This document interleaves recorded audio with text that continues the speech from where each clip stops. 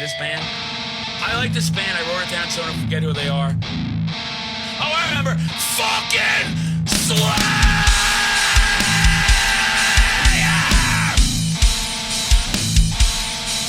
Metal horror madness. Here we are again. I've been pumped for this episode. I've been psyched.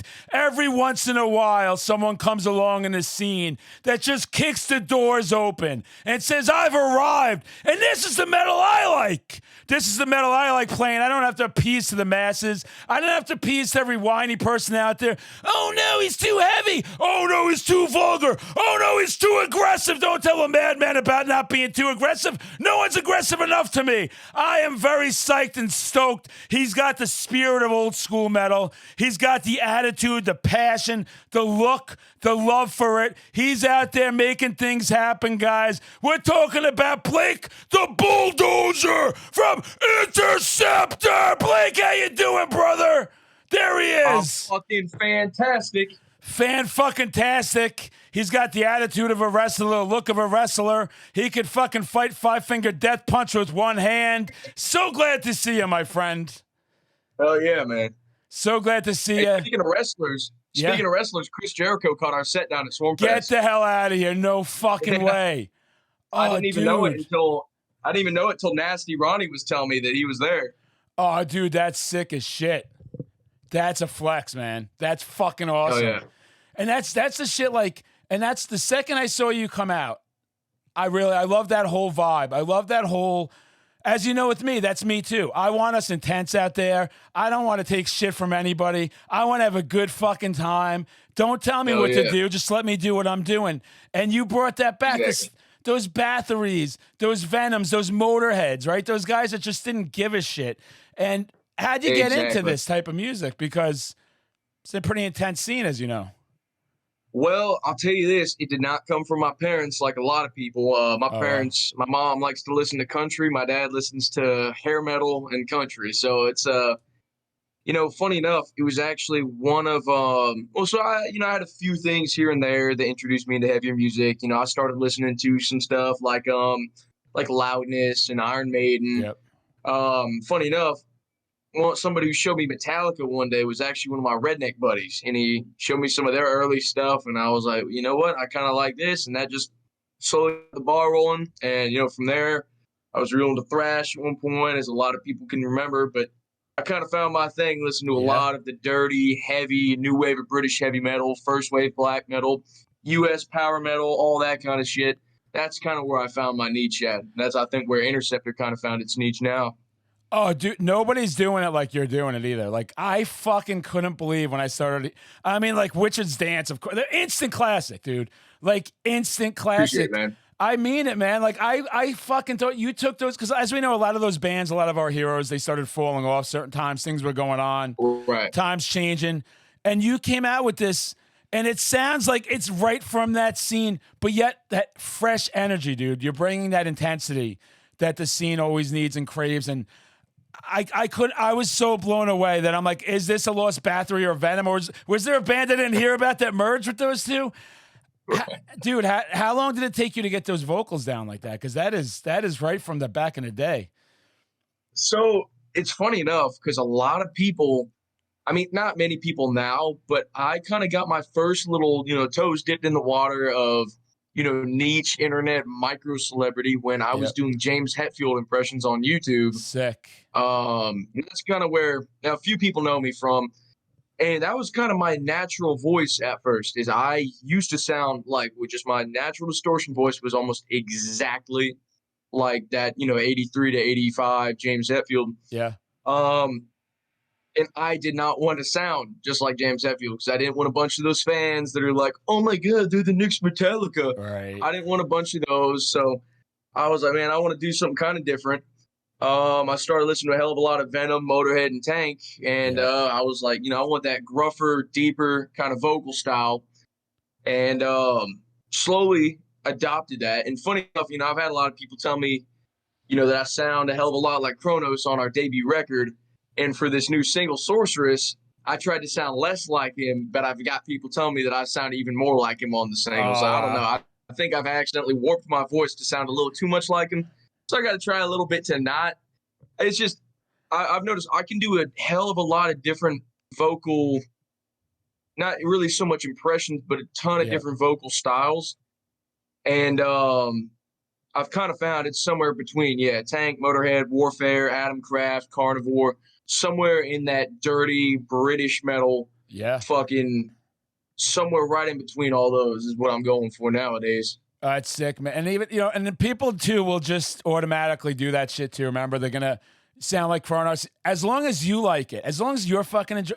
I'll like when I was just at the Exodus show and I'm dropping fucking Slayers left and right. That's what they do to me when I go out. Like I'm fucking doing them everywhere. Right. I get front by Gary. I got his attention. I was out of my fucking mind. But I had someone say like, "Do you get tired of doing that?" Like when you're and I'm like, I don't. I like it. I fucking love it. So Right. if I like doing it, right, I'm going to still do it. And yeah, there's always going to be those fucking haters. Oh, that guy's doing the same shit. He's yelling. Hey, if I'm having a good time and other people around me having a good time, we're going to have a good fucking time. So I respect what you're doing, dude. I really do. I just can't emphasize enough how hard you have that sound. Like how you could have been dropped into that scene at that time and not miss a beat. Oh yeah, that's what we try and do. There's so many bands out there these days that, they have a great looking image. They look at their songs have the energy, and then you go and you listen to the songs and it sounds like it was recorded on the nicest, fanciest computerized digital studio, and it's so clean and overproduced. There's usually three main things that a lot of bands these days have to go between, and it's the look, the general sound, and the production. And you know what? Add energy in there too. Yep. And a lot of these bands that really try hard to be old school, they're missing one or two.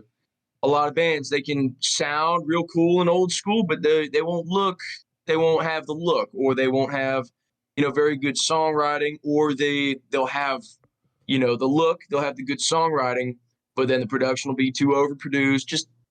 Or some of them, they'll have no energy and they'll sit there on stage just kind of, acting like they're playing fucking Wonderwall. And it's just, because I was like, I don't want to fall victim to being one of those bands. If I'm going to do something, if I'm going to, try and put it as raw and old school as possible, I'm going to do it all the way. Every fucking thing. I'm like, would they do this shit back in 1983?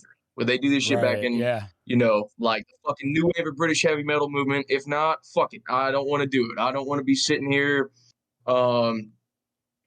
doing a bunch of just modern shit, because I've noticed with a lot of the modern shit, it sounds so sterile. There's no character to it. There's none of that power that metal used to have.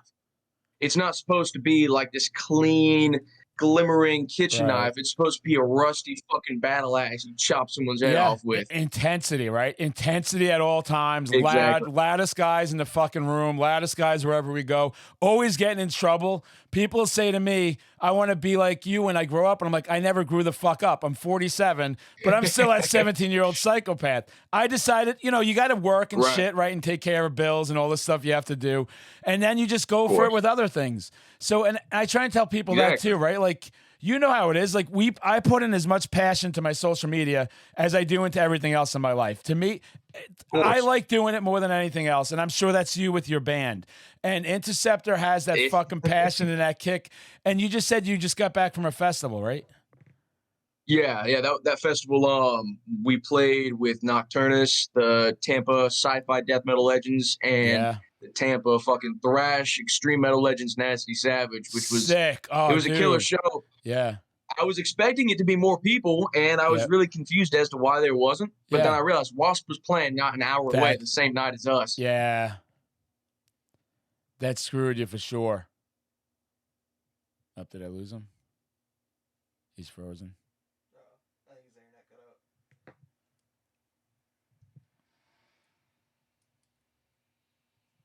But I'm not complaining. But it was awesome. Him smashing the TVs on his head in person. Meeting a hell of a lot of awesome fucking fans going crazy, jumping off the stage. At one point during one of our songs, Tampa's been our spot for this, but we've had like 20 kids all up on the stage wearing Interceptor shirts, banging their fucking heads, going hard as hell. It's our spot. Tampa's our We're 7 hours away from Tampa, but they're practically our hometown at this Oh, point. I mean, Tampa was always a hell of a fucking metal market. I lived outside of there for a little bit, and they used to this place, Aces Records, that was like the greatest fucking record store I've ever been to. They had everything. It was like insane, and all the great death metal that's come from there. And I knew a Right. lot of the local musicians and shit, and they're hungry for metal. That's a market that Oh yeah. people sometimes forget about, and I'm like, you're fucking sleeping on it. Those fans are loyal, Oh yeah. passionate, like you said. They You know, I was fucking thinking where I was last year, the New England Death Metal Fun Time Bonanza, the one Bonginator puts on, man. Oh You yeah, should yeah, be yeah. at that fucking fest, dude. You would be I think something else so. there. I Yeah. think so. You know, I was actually thinking about I love a lot of death metal. And it's not exactly like a bunch of bands like us. I think the energy that we have on stage and the energy that that festival seems to have, it seems Yeah. like it'd be a pretty damn good mix. It would, man. I can tell you definitely. It's one of those places everyone's partying, everyone's having a good time, everyone's just loving the music. It's just all one band after another. And then everyone's partying afterwards, right? And like, then you're starting again in the morning. It's just with that attitude, though, with that everything, with that passion, I definitely would see you in there. And so far with doing like festivals or doing small little venues, where does Interceptor feel comfortable? Where is your, like, this is my sweet spot? We feel comfortable anywhere we see a bunch of motherfuckers going fucking wild. It's the That's right that's answer. that's our spot. We'll go play somewhere like here's one of the issues. Last time we played Tampa, it was even a smaller crowd, but everyone up was packed against the stage, like fucking suffocating each other, Yeah. going crazy, jumping off the stage. This time there was about half as many people doing that. There was more people here this time, but then half the other people were just standing in the back, just kind of arms crossed. And that's the kind of shit where that's not what we like to see at venues. We try and get everyone fucking moving. I don't care if you're moshing. I don't care if you're banging your fucking head. I don't care if you're jumping off the stage, hanging from the lights. I don't care what it is. I like to see people put in that energy and, go fucking wild. And because there's some people that they're almost afraid of judgment. Some people, they're like, man, those people look like they're having a fun time. I don't know. I think people are going to think I'm weird if I start banging my head or something. It's Right. just, you got to break out of that. That's where we feel the most comfortable is when we got these kids going fucking wild. And the kids definitely seem to be um, all from the ages of like anywhere from 13 to 20 seems to be our biggest age range. Anywhere those kids are, that seems to be the prime fucking spot. They put on Sick. they're the best fucking crowd for sure. They go hard as hell. They're the ones that they'll do anything they can to support you. Oh, it's so true, and that's something people like. I can't stand that with metalheads when they decide I've aged out of metal. I'm like, you never age out of metal. Again, I'm out there doing the Exactly. same. I'm doing stupider shit out there now, and you can't give a fuck. When I walk in, the second someone wants a Slayer or a Thrash, top of my lungs, man, top of my lungs. All eyes on me. Here I am. We're bringing, and you just watch. I've noticed it. The more I'm doing it, the more I got comfortable. The more people do let loose, and you're really correct with that. Where they go, I got to let myself out now. What are we worried about with somebody? So what? Maybe you yell something to the wrong crowd, right? And they don't want to hear you yelling that. Who gives a shit? As long as you're having fun. But to me, when you're at a metal concert, I don't want to hear fucking rules about anything. Like, I don't want to hear shit from people. Exactly. I'm like you. I want to be out there Yeah. going, I want to come out of there bruised, battered, psyched to go right back and do it again. And that's that attitude. Hell yeah. That's that attitude we need. How did you, when you started playing, first show, how did you feel? Did you feel natural up there? Did it take you a while to get where you are now? I'm founded by how not nervous I was the Wow. entire time. Nice. Like the month leading up to the show, the week leading up to the show, the day before, the day of, I'm like, am I going to get nervous? Like, I think I should be getting nervous now. Like, I don't really like. It seems like it's just like, oh yeah, like Yeah. And up until the moment I got on the stage, I still was like, I was like, okay, am I going to get nervous yet? And then I get up on there and I'm just like, I got the bright lights in my face. I got all the Yep. people cheering as we walk out. And it never hit me. It just felt like immediately something right away that like I was meant to do. It felt like something because there's a lot of stuff that I've always been a drifter between hobbies and sports and a bunch of other shit. Right. I've never felt truly like I belonged in any real spot. Even in school, I was between friend groups of football players, rednecks, just bunch of fucking random people, and I just never felt, while I was halfway, I had my arm in one of these groups, and like niches and sports and all this other stuff. I was never truly, I never truly felt like I belonged anywhere until I stepped up on that stage and I was like, Right. okay, this is what I want to fucking do. I'll work my goddamn day job. I'll go work construction, but Yep. this is what I want to do when the fucking sun goes down. See, and that's what people need to understand with this. These are those outlets that you need. You have to have these, and you got to go for it like you are. You just got to say, I'm fucking going to go. And it's going to be a pain in the ass. Working our jobs, like, that fucking sucks, and having these responsibilities. But if you don't do that shit, then you just fuck everything up, right? Like, you got to. Exactly. You got to use the one to get to the other. How do you keep that balance where you can turn it on and off and go, okay, I'm out here. I'm a fucking metalhead. I'm fucking making everyone thrash, having a great time. But now I got to come back to reality. Maybe I'm not going to be playing for a little bit. Are you able to turn that switch on and off? Here and there. I mean, I'm constantly made fun of by my coworker Billy. He's like, "Man, I know you're already you're over there, not paying attention, thinking about your bands." I'll be sitting there working. I'll be sitting there nailing some hangers in, carrying over a 6x6, and he can just tell by the look on my face that I'm thinking of riffs in my mind. I'm thinking of lyrics. I'm thinking of riffs. I'm thinking about being up on the stage. I'm thinking about, what I want our next album cover to be, all that stuff. Because it's kind of a problem for me because if I put nearly as much effort I do into the band, into anything else, I'd probably be a millionaire by now. Right. But it's something I do need to learn a little bit more of a balance. But right now, the band for me, it's been the one thing to really give out almost 100% back of what I put into it. And not everyone gets as lucky as us. There's some people who put in even more of an effort than me, and they don't get. Because, I mean, we're still a real underground band, but there's some bands who never get even 10 fans who put in a hell of a lot more effort than I do. No, you're so getting I think, part of it's traction. being lucky. Yeah.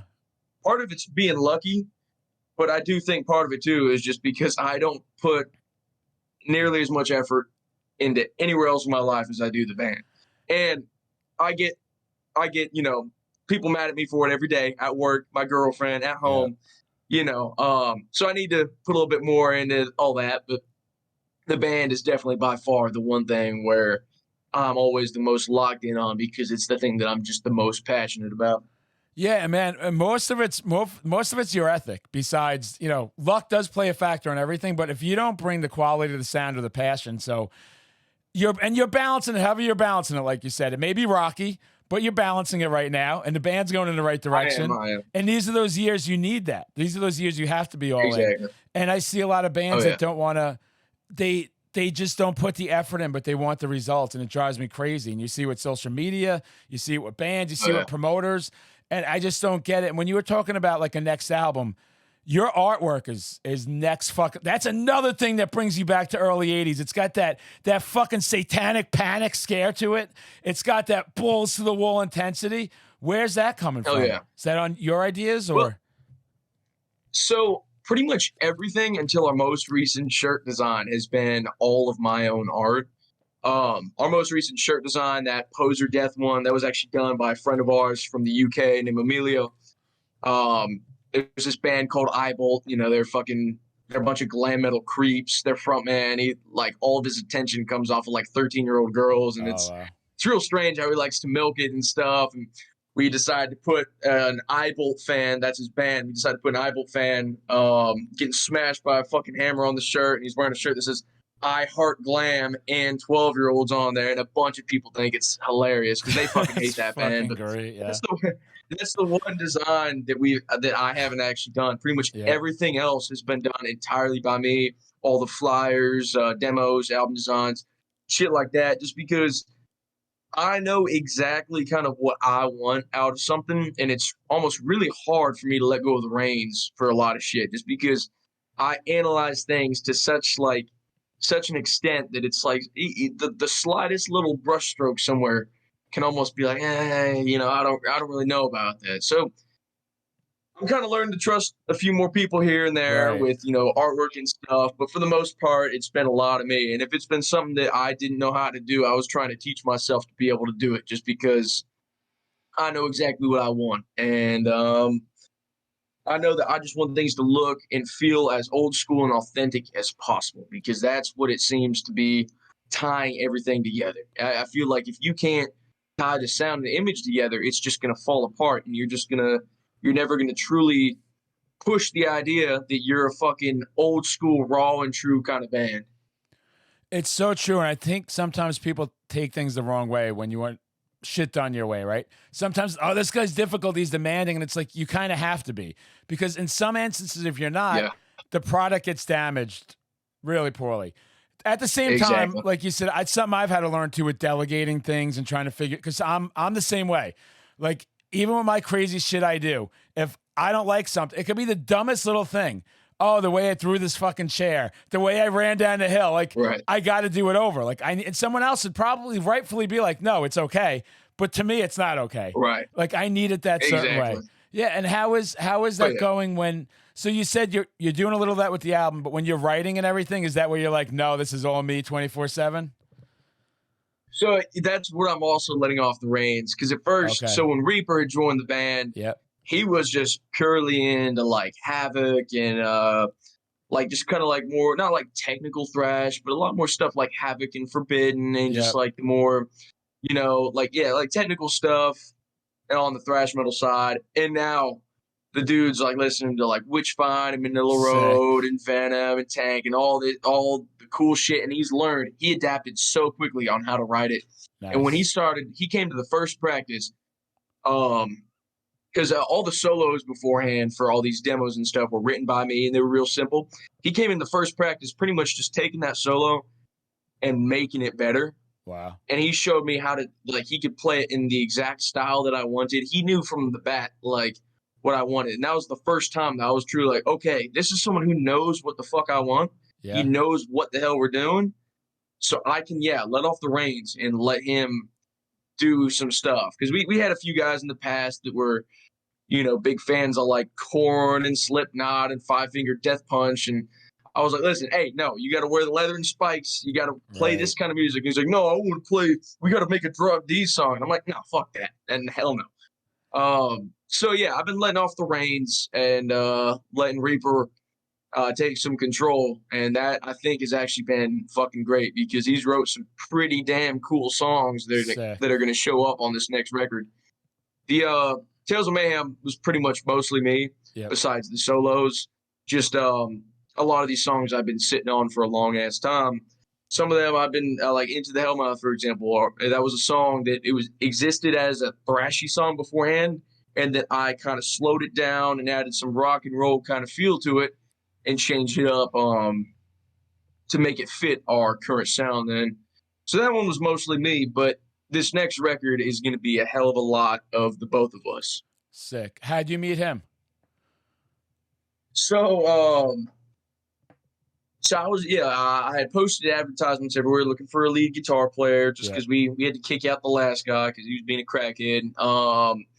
And it was just one random dude. I don't even remember who it was. He just messaged me one day and he was like, hey, I know a kid who likes this kind of stuff and he's looking for a band.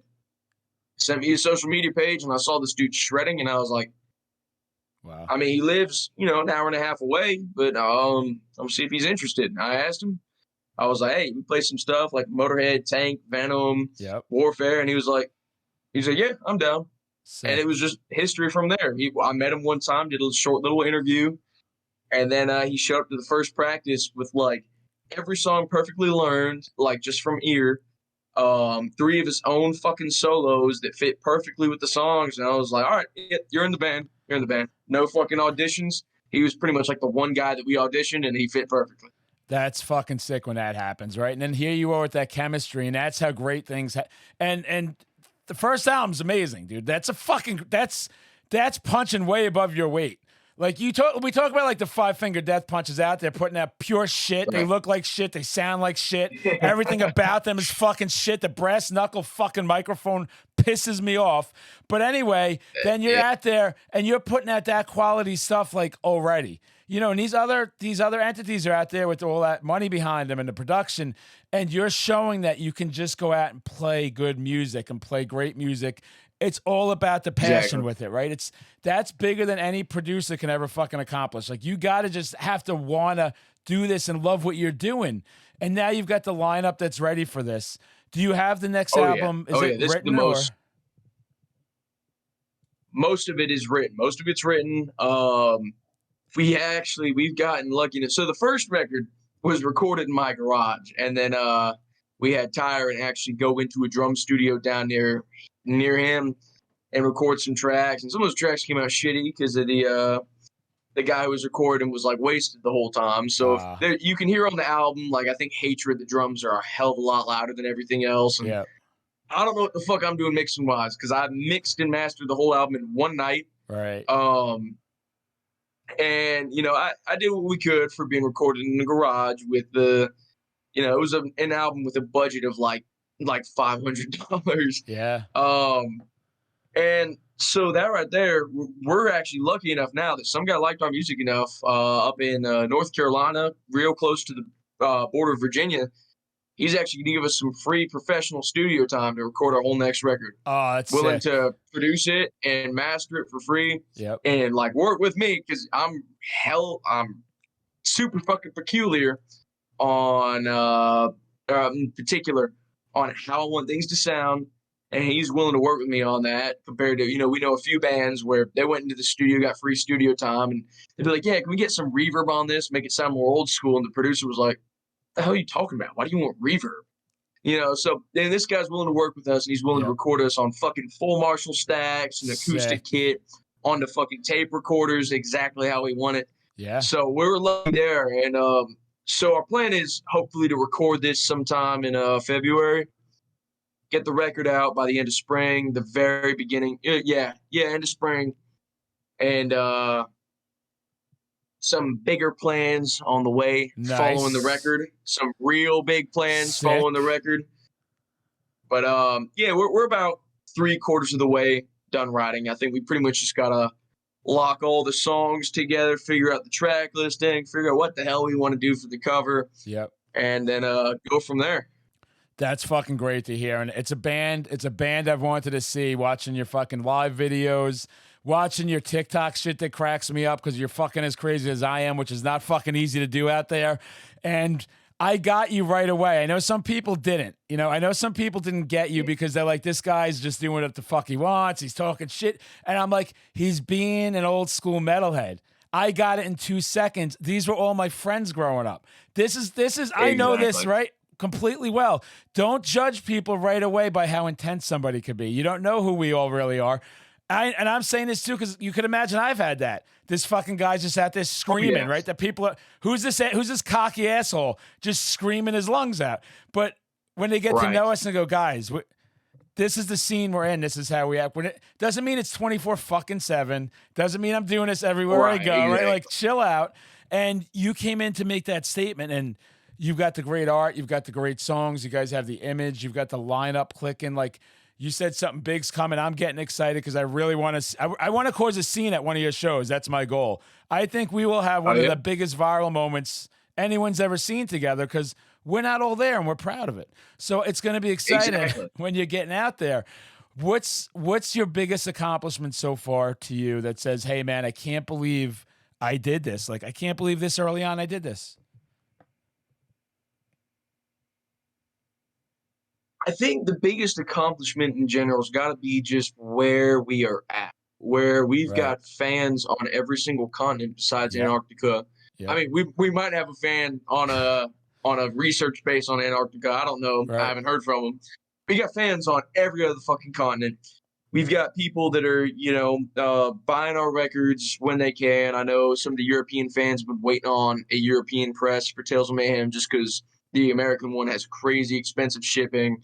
But just where we are at and the support that some people have given us. Some people Like we played a show just up in Spartanburg, South Carolina, the most dead end town ever. Just playing a little after party for an alternative punk flea market kind of deal. And just hearing a few people there, just from even upstate in our state where there's no metal whatsoever, being like, "Yeah, you guys are my favorite band, man." Like hearing people say that, and knowing there's people across the world that feel that way about something that I just started in my bedroom, something that I was sitting there doing in my high school classes. When I should have been paying attention, I was sitting there doodling the logo in my notebook and thinking of song ideas and shit like that, not doing my fucking homework and writing songs instead. All that stuff, it didn't just end up being a thing where all of a sudden now I'm some homeless guy on the street begging for money because I didn't, do that great in high school and stuff. It's something where it's kind of been like setting myself up all along for just something else, a different kind of success. And it may not be as, financial success, some people, but what I'm getting out of it, I think, is more important than that. And I think that right there seems to be Interceptor's biggest success. Just knowing that there are people out there that think we've got so much of something going for us when I never thought we'd get anywhere near as far as we have. Oh yeah, you guys got mad credibility right now. Like it's a band that is just out there fucking doing it the old school way, and anybody that gets to hear you guys gets right into them. Like when I find someone, I'm like, fucking listen to this. They're immediately turned on by it. Like, dude, you could just hear it because it's not out there like that right now, and that's great too. Like what you're saying, because I mean, I'm similar. I actually fucking dropped out of high school and then I ended up going to college and shit. But like, I did things my way and I never lost my passion. So I appreciate someone like you, and it's good for a lot of these other bands to hear that because, as you know, it's easy to give up. The easiest fucking thing to do is just give right up, right? Oh, it's not clicking. It's not working. We had some mishaps. And I hate to see bands quit. I hate to hear bands talk about quitting. It really surprises me when I see young bands, so many, and like, well, we're doing it. And I'm always like to their face, no, there is no while we're doing it. We're going to keep doing this shit. It's right. It's fucking relentless. You don't stop. You keep going. And I mean, Interceptor, dude, you know this. I don't have to fucking tell you this. Big things will happen if you just stay the fucking course. Keep your shit together, right? Like you said, fucking keep everything jumbled. We do the best we can. Guys like me, we do the best we can. We like to party and shit. Like, we got to fucking balance all these different things in our personalities. But you just keep that drive going because this is, Interceptor is going to be that fucking band, man. That's going to be that's going to be fucking Venom with those t-shirts. You just fucking wait and see. You just fucking stay the course because I'm on top of everything, and there's nothing like this. Every fucking thing about you guys is just fire. Everything is fucking intense. Everything is telling you we're going to succeed.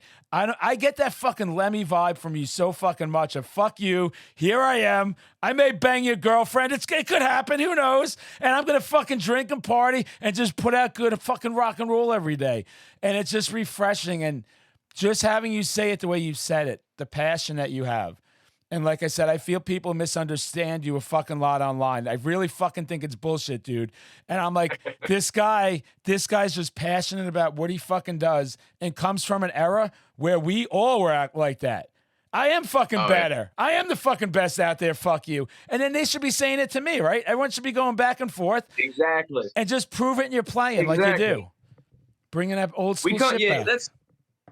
That's one of those things where when I say that to someone, when I'm saying to someone, yeah, I'm fucking better than you, I'm not sitting there saying that like I truly think that, I don't have a superiority complex. Right. I'm doing that expecting them to be like, man, fuck you, I'm better. Right. And just that kind of thing. People these days, they just want to play the victim so hard. Everyone wants to go cry in their corner and put their hands up and be like, oh, everyone hates me. Oh, I'm the victim. Look at me.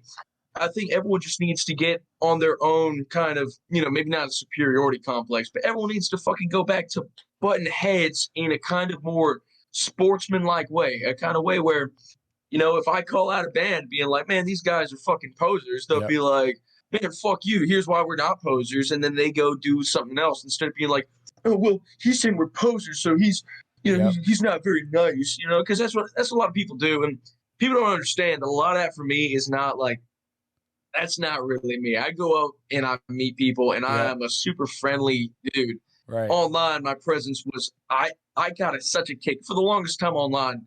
The funniest thing to me was being a troll, fucking with Oh, people and I seeing remember people the get era, mad. man. Yeah.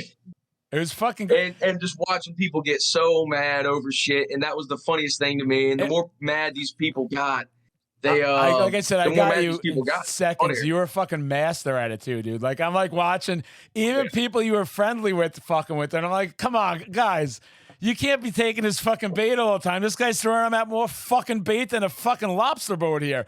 And you're fucking sitting there doing it. Oh yeah. And I was just laughing. And I knew once I got to meet you though, I'm like, no, I know.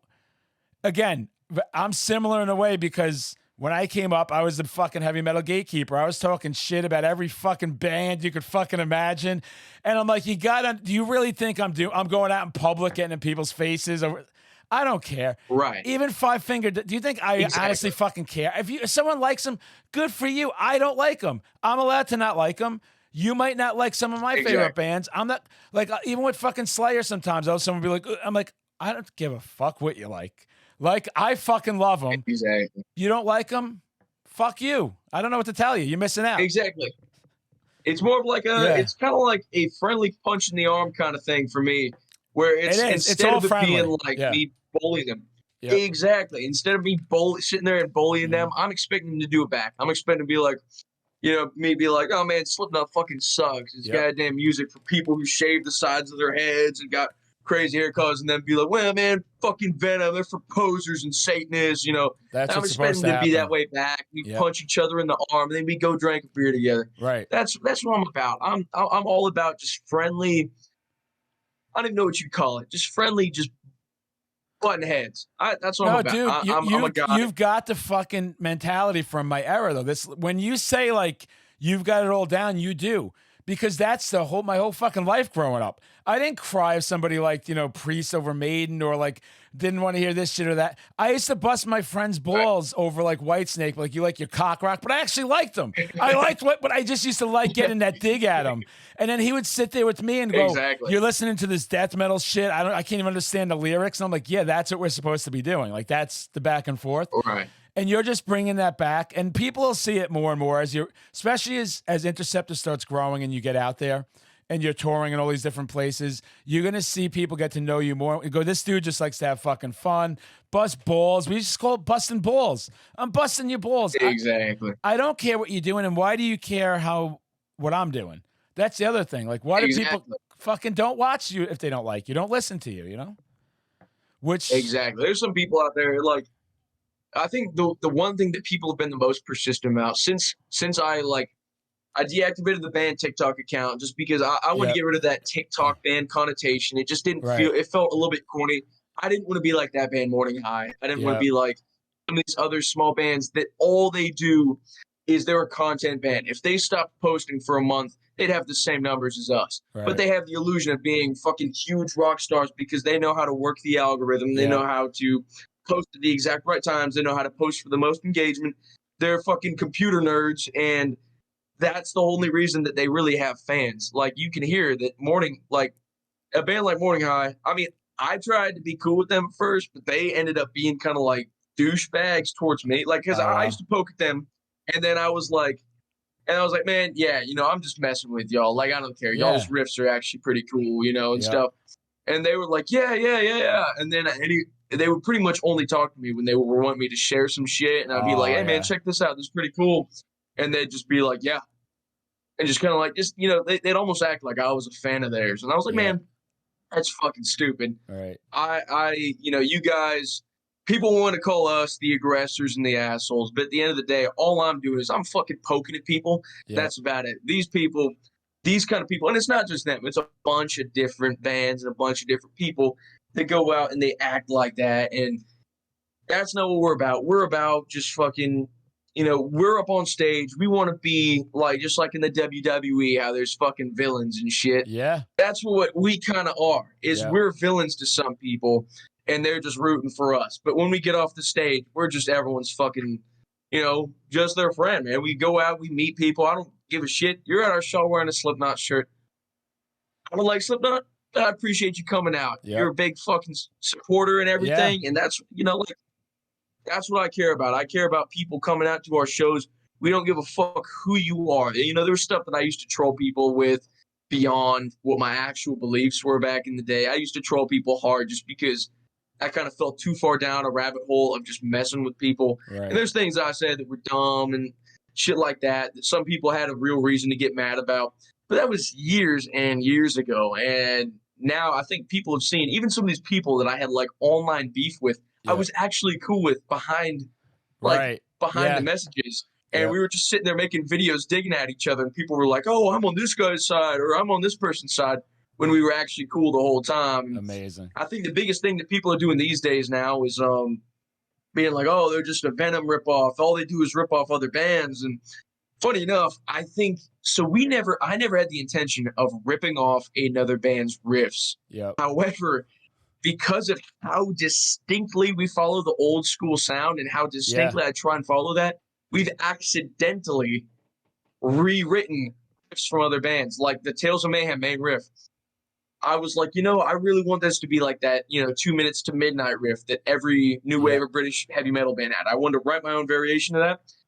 And it's almost the exact riff of Assassin by Trouble. And I'd never heard the album until 3 days before Tales of Mayhem came out. And I was like, I was working on replacing the fuel pump under my van. And I heard that riff come up and I sat up, banged my head on the fuel pump. And I was like, no. I was thinking that a bunch of people were going to point that out. But I figure if I tell people beforehand, they're not going to accuse us of ripping this off. True. But my whole point is everyone wants to call us a Venom clone and Tales of Mayhem just like a straight Venom ripoff or Motorhead or Tank ripoff. My whole point for that is that record, Tales of Mayhem, and this is the PSA for fucking everyone, Tales of Mayhem is not the record for innovation. It is not the record for those who want something new. Right. It is the record for those who just want the original fucking raw, pure, uncooked fucking sound of that heavy metal. Nothing new, just straight bare bones, the familiar home-cooked meal. Like, that's what they want. They just want the songs that their favorite bands never wrote. That's what Tales of Mayhem is for. True. And, obviously there's, like, I don't want to put out a bunch of records like that. That's where this next record, it's actually going to have some things where, I didn't think at first. I thought, if I want to do something new, I'm going to have to put, like, hardcore in it and stuff like that. And then after thinking a little bit more, I'm like, man, we can do a hell of a lot of new shit without sounding fucking new at all. We can still make it sound straight from the fucking 80s while still being something that has never really been done before. So Tales of Mayhem is the record for those who just want something, who just want the songs their favorite bands never wrote. They want a record that came straight out of the new wave of British heavy metal movement on the heavier side.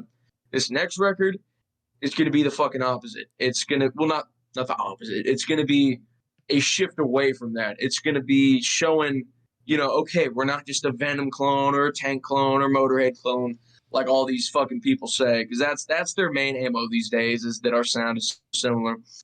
It's not going to just be that. There's going to be a few fucking things that are going to throw people off like fucking crazy. That's sick, dude. And that's the thing, too. It's like people are just going to say that shit to just try and fucking get to you, because that's, again, also, I can't stand when people start like ripping off and all this shit. It's like, guys, that's why we have these metal genres, because a lot of this shit does sound the fucking same. And people say Tony Iommi's written every riff there ever will be, right? Like we always hear that type of stuff. So calm the fuck down. Exactly. And worry about what you're doing. Don't worry about what they're doing. They're out there living their dream, fucking bringing the music, and that's what you're doing every day. And I think that album is unfucking real. So I can't wait for this next fucking album with some of these wrenches thrown into things, because it's going to be fucking sick. And man, I just appreciate you. I appreciate you coming on here today, dude. Like, I couldn't wait to talk to you, because I knew you were real. I always fucking had, I'm like, I know what the fuck is going on there. And everybody will go on fucking TikTok or whatever the fuck, Insta, and use whatever is making it work, right, to get more clicks. And all that clickbait shit and trolling was working, and it worked for a lot of people. But like them, just like you, like all of us, we all grow. We start growing. Right. You see this different side of us, and people need to back off with that shit. Like you just saw him on here. You heard him talking about everything. You guys put all this shit out everywhere that this is like the end of the world. Here's fucking Satan, everybody. Satan's here to kill everybody. No, he's just like everybody else, and he just loves this metal scene. And I can't wait for that next album. Is there, dude, anything else you want to plug or anything else you got going on you want to talk about? Well, so that next record, for all these people saying that, we can't do anything new and all this shit, name one fucking band that can sound like Venom, mix that shit with the wizard mysticism of Manila Road and Omen, right? And then on top of all of it, fucking finish it off with some of the southern, just fucking not exactly redneck style, but just some of the southern fucking just same way that Lemmy was. Lemmy could have been a fucking Southern Beau if he lived in the U.S. He totally would have been straight from fucking South Carolina if he lived here. Yeah. Like Blackfoot, for example. Blackfoot is a band that has actually been a big inspiration to me for some of my writing recently. So combine fucking Venom with Manila Road and Blackfoot, name a fucking band that sounds like that, and that's going to be Interceptor's second album. Sick. Dude, that's going to be sick. I can't wait. And fucking just let me know when it drops. I'll put out some videos. I'll share it. I like to help as much as I fucking can because I believe in you, man. I believe in the band. I believe in the sound, dude. I am fucking 100% sure this band in 10 years, there's going to be some fucking really big things here, and you're going to grow into that legendary status for that next fucking generation. And just, dude, don't stop doing what you're doing, man. Don't lose that fucking tenacity. This shit, life shit happens. It tries to knock us back. Just keep fucking swinging. Appreciate you very much. I think the whole scene, as time goes on, is going to appreciate you more and more the way you did things. And you just said, here we are. Keep coming fucking at us. We respect everybody, like you said, but we're going to say our opinions, and we'd appreciate if you said it as well, dude. Anytime you need something, let me know, man. Shoot me a message. You want to come back on here, we'll do it again. It's been a fucking pleasure, dude. Oh, yeah, man. Got it, man. Appreciate it. Yeah, dude, appreciate you having me. Yeah, dude, that was sick, man. No, I was psyched.